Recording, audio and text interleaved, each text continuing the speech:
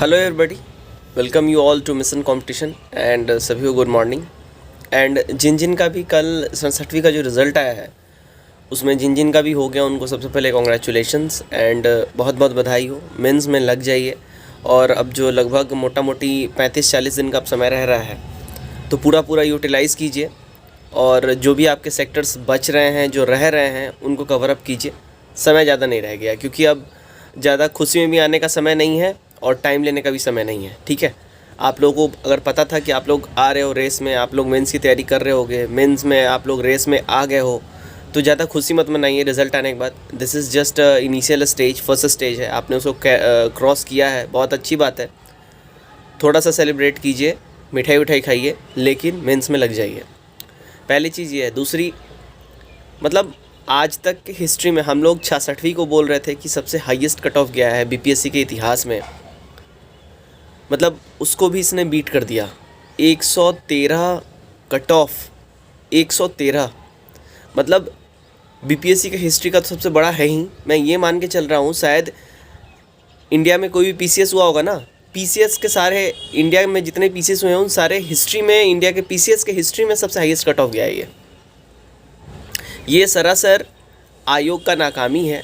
मतलब आप समझो, अगर किसी एग्ज़ाम में जीएस जीके है और मैथमेटिक्स है, उसमें इतना हाई कट ऑफ जा रहा है, 150 में 115 120 अगर जा रहा है, रीज़नेबल है, समझ में आता है। हाँ, मैथमेटिक्स है, रीजनिंग है, वहाँ जा सकता है। लेकिन जीएस जीके में 113 कट ऑफ, मतलब मैं ये नहीं बोल रहा हूँ, मैं कहीं से उंगली नहीं उठा रहा हूँ, आयोग में कुछ धांधलीबाजी हुई है, ये कुछ नहीं मैं बोलूँगा।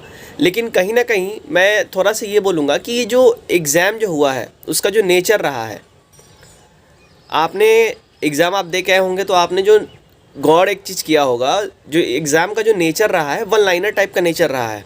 मतलब अगर कोई भी बच्चा, अगर जिसने भी लूसेंट अच्छे से रटा हुआ है, क्राउन अच्छे से रटा हुआ है, वो एग्ज़ाम क्लियर कर रहा है। मतलब कि रेस में कौन है, जो वन लाइनर वनडे एग्ज़ाम देने वाले बच्चे हैं वैसे रेस में है। ठीक है, तो वो भी ठीक है, उन्होंने पढ़ाई करा है। मेरे कुछ ऐसे मित्र हैं, धुरंधर किस्म के हैं, और एकाध नंबर से उनका फंस जा रहा है, एकाध नंबर से उनका रह गया है। और आप लोग बहुत आतुर होंगे, बहुत उत्सुक होंगे मेरे बारे में जानने के लिए। तो मेरा भी रिज़ल्ट हुआ नहीं है, मैं ओबीसी कैटेगरी से आता हूँ। ठीक है, और मेरा ओबीसी कैटेगरी के हिसाब से अगर मैं लास्ट टाइम का अगर मैं पकड़ लूँ तो 104 कट ऑफ गया था ओबीसी का, जनरल 108 गया था। और लास्ट ईयर के हिसाब से, 66वीं के हिसाब से, इस साल मेरा 4 नंबर ज़्यादा था ओबीसी कैटेगरी से, 108 था। एंड 108 कम नहीं होता है, अच्छा खासा ठीक ठाक नंबर होता है 108। एक नंबर से इस बारी मेरा रह गया है, तो मैं सिलेक्टेड नहीं हुआ हूँ, मेरा रिज़ल्ट नहीं आया। लेकिन जिन जिन का भी हमारे चैनल से बहुत लोगों का रिज़ल्ट आया उन सबको कॉन्ग्रेचुलेशन। हमारी एक जो चैनल मेंबर है, एक स्टूडेंट हैं, मतलब क्या ही बोला जाए, उनका एक नंबर से उनका ही फंस रहा है, वो भी जनरल कैटेगरी से हैं। और 112 माफ़ कीजिएगा 108 वो भी लेके आई हैं, फीमेल हैं।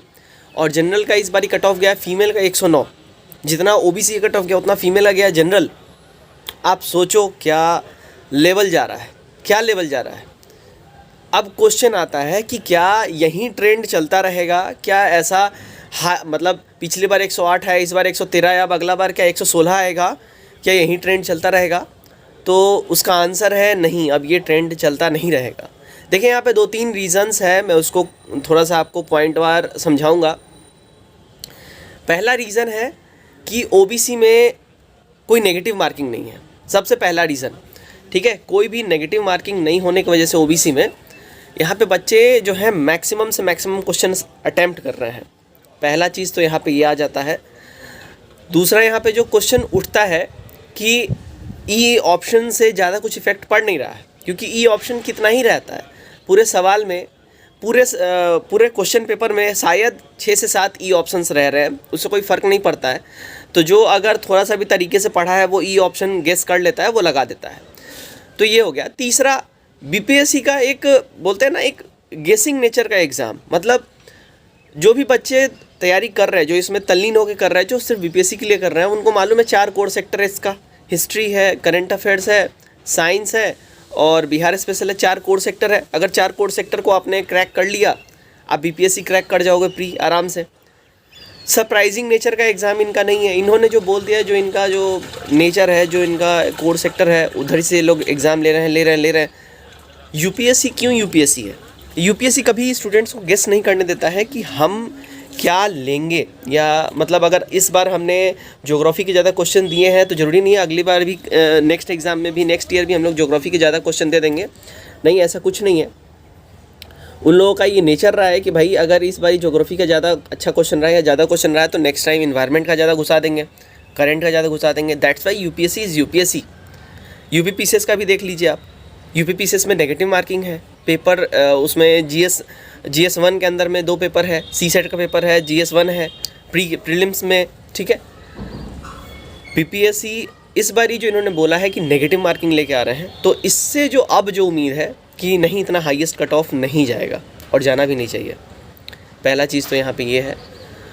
दूसरा चीज़ यहाँ पे ये है कि मैं ये एक्सपेक्ट करूँगा कि अब बीपीएससी भी अपने प्रीलिम्स के एग्ज़ाम में एक और पेपर इंक्लूड करे, आइदर बिहार स्पेशल इंक्लूड करे या सी सेट इंक्लूड करे।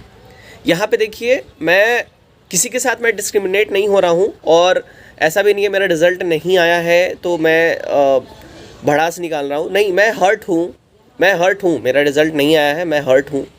लेकिन जो तैयारी किए हैं, ऑब्वियस बात है, पढ़ना पड़ता है। 113 मार्क्स कोई ला रहा है, वो भी स्टूडेंट है ना जी। अगर मेरा 1 नंबर से रह गया है या किसी का भी 1-2 नंबर से 3 नंबर से रह गया है, मतलब आप क्या एक्सपेक्ट कर सकते हो। मैं भी ये सोचा कि 108 आ रहा है यार, मतलब ठीक है ना, हो जाएगा आराम से, कोई दिक्कत नहीं है।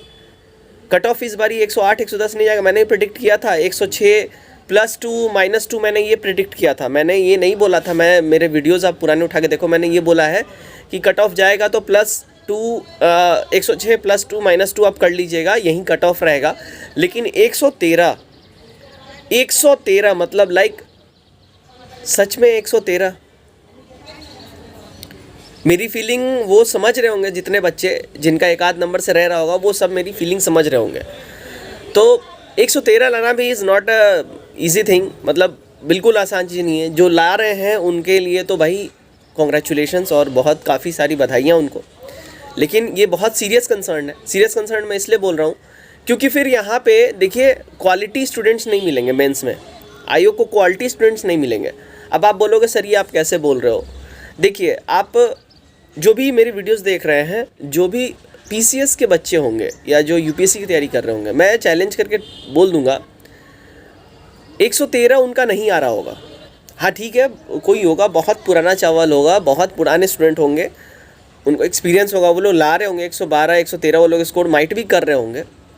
लेकिन जो प्रॉपर पीसीएस की जो सिर्फ तैयारी कर रहे हैं, जो वेरियस पीसीएस देते हैं, अलग अलग स्टेट पीसीएस देते हैं, 113 उनका नहीं आ रहा होगा।